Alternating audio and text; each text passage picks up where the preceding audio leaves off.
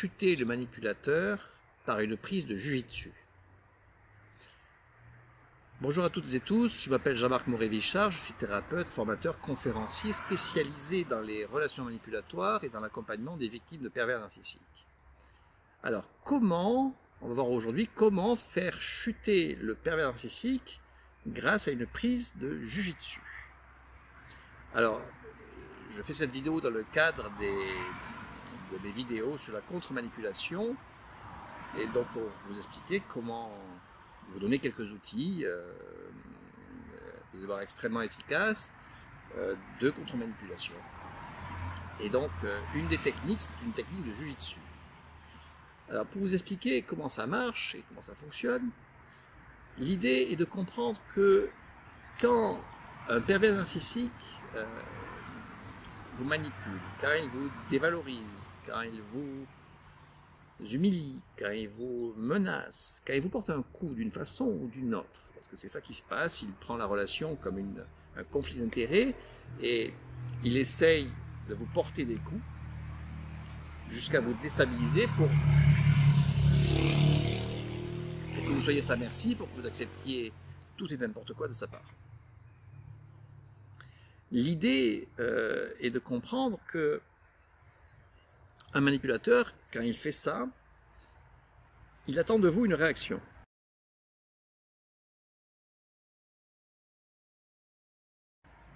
Et généralement, quand on reçoit un coup, quand l'autre nous dégrade, quand l'autre nous humilie, quand l'autre nous dévalorise, quand l'autre nous je ne sais quoi, on va réagir soit en montrant qu'on a mal, soit en montrant qu'on souffre, soit en cherchant à s'opposer, à se défendre pour ne plus être touché, soit en devenant agressif à notre tour. Et donc ces trois éléments-là, ces trois signaux-là sont des signes très clairs qui montrent que le coup nous a atteints, que le coup a porté et qu'on réagit au coup porté. Et donc c'est ce qu'on appelle un feedback et le manipulateur, le pervers, attend ce feedback. Il espère avoir ces signaux-là. Évidemment, il espère plus ou moins un de ces signaux-là, mais il a une attente en général, mais il vérifie que son coup a porté, que son coup est efficace.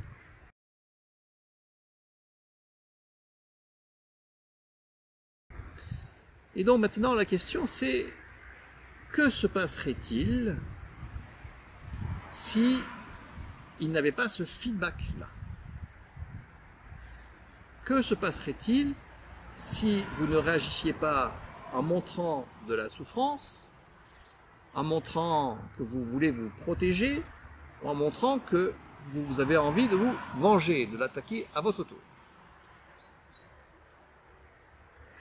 Eh bien, ce qui se passerait tout simplement, c'est qu'il jugerait que son attaque a été inefficace. Et donc, il perd son pouvoir sur vous, et si ça se produit à chaque fois, il devient totalement impuissant.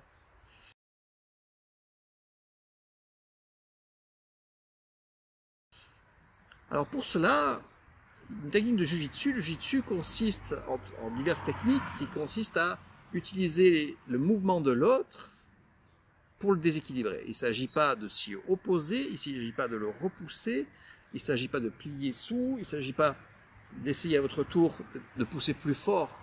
Si l'autre vient à vous, essayez de vous pousser. Il s'agit d'utiliser son mouvement et de l'attirer encore plus dans cette direction-là pour le déstabiliser et le mettre au sol. Eh bien, c'est exactement ce que vous pouvez faire avec un pervers narcissique. C'est-à-dire qu'il faut lui demander de faire plus qu'il fait. Comprenez? Il s'agit de lui demander de faire plus ce qu'il fait. S'il vous dévalorise, de lui demander de faire plus ce qu'il fait. C'est-à-dire de lui envoyer un message qui est « ça n'a pas d'incidence sur moi, je te demande même d'en faire plus encore ». Par exemple, s'il se victimise, vous lui demandez de se victimiser plus encore. L'idée est vraiment de déstabiliser le pervers en le poussant dans un comportement qu'il ne connaît pas. Il ne s'y attend pas du tout, il ne s'attend pas du tout à ce que vous le poussiez à faire plus ce qui est censé vous déranger, ce qui est censé vous faire du mal, ce qui est censé vous brutaliser.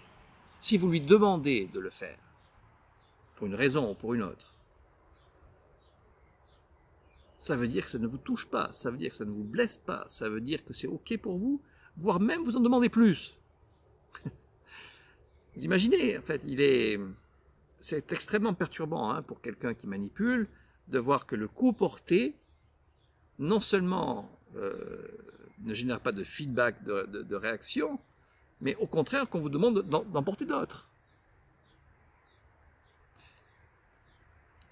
Et c'est ainsi qu'il roule à terre, qu'il se retrouve par terre. Son outil est extrêmement inefficace, il se retrouve neutralisé totalement. C'est un échec. Et il perd ainsi tout pouvoir sur vous, il perd sa puissance, en tout cas dans ce moment-là, et se retrouve sans outils et sans moyen de vous manipuler. Ce qu'il a essayé ne fonctionne pas, il a essayé de vous dévaloriser, vous demandez de le dévaloriser plus. Alors, bien sûr, hein, ça s'apprend, ce sont des techniques qu'il faut peaufiner en fonction du contexte. Hein, c'est ce que j'apprends moi aux personnes que j'accompagne, je leur apprends notamment à utiliser beaucoup cette technique-là et puis encore quelques autres, hein, pas mal d'autres même. Dans cette demande de bien comprendre les mécanismes, mais juste, j'espère que vous comprenez à quel point ça peut être déstabilisant, à quel point ça peut être surprenant et à quel point aussi c'est extrêmement efficace. Voilà, en tout cas, j'espère que cette vidéo vous a intéressé, qu'elle vous a appris quelque chose, que vous pourrez l'utiliser pour vous sentir mieux. Et si c'est le cas, merci de liker cette vidéo de façon à ce que d'autres puissent la voir. Et puis, si vous voulez d'autres vidéos sur ce thème-là ou sur d'autres thèmes, en tout cas, qui concernent le pervers narcissique, ben, tout simplement, vous pouvez vous abonner à ma chaîne. Voilà, en tout cas, à bientôt, bon courage, au revoir.